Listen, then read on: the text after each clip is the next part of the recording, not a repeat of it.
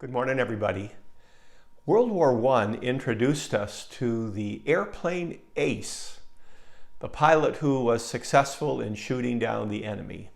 And the most successful ace was Manfred von Richthofen, known as the Red Baron. And it was on this date in 1918, April 21, about 7 months before the war ended, that he himself was shot down over northern France.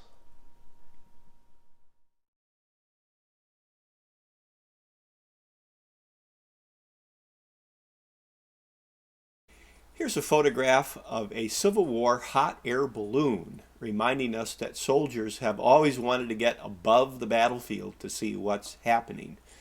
And when Mr. Zeppelin created the lighter-than-air airship, people wondered if this also would have a military application. 1903, pictured here, the Wright brothers' first flight. 11 years later will be World War I, and does the airplane have a military application? Historically, the cavalry pictured here was the eyes and ears of the army. They would do reconnaissance, try to see where the enemy was and so on. But the scale of World War I was so great. Here's an aerial photograph of roads and trenches and such. It was just too big an area for men on horseback to cover. So how about the airplane? So the airplane was first used for reconnaissance, but then people said, let's put a gun in it. And notice this one has the propeller behind the pilot, like an old Wright brothers plane.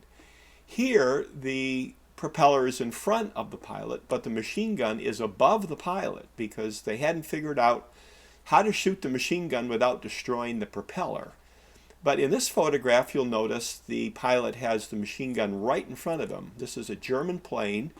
The Germans were the first to really master that technology of shooting a machine gun through a propeller without destroying the propeller. And in this photograph, you see a World War I airplane with two machine guns. So all the sides got really good at making airplanes that could shoot through the propeller. That was a big technological breakthrough in World War I.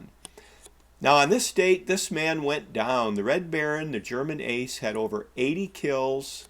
When he was shot down over northern France, he was shot down partly by another airplane and partly by ground fire. He was too close to the ground, breaking one of his own rules for flying, which is an interesting part of that story.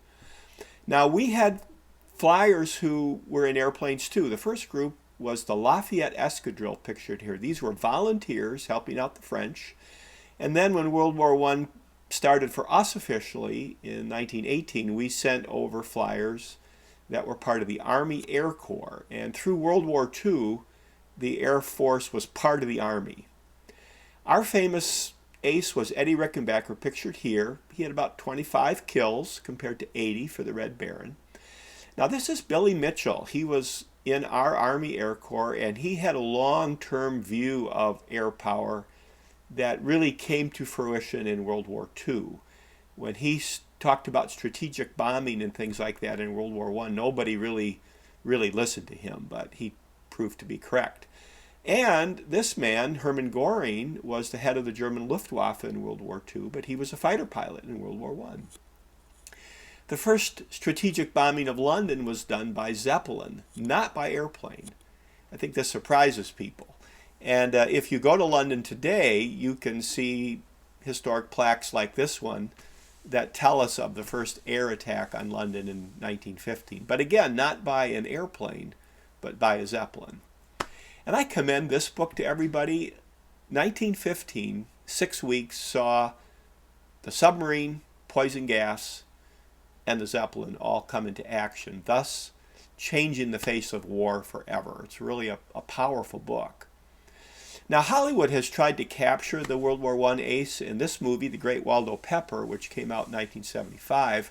Robert Redford plays a pilot who missed World War I, but in an air show in the 1920s, actually fights a German ace, and they use real ammo. And this one from 2006, Flyboys, tries to recapture in a gritty way what it was like to be in the Lafayette Escadrille, the American volunteers in France. So the next time you get on a really big airplane, think of those smaller airplanes from the early 1900s. Their DNA is in every airplane out there today.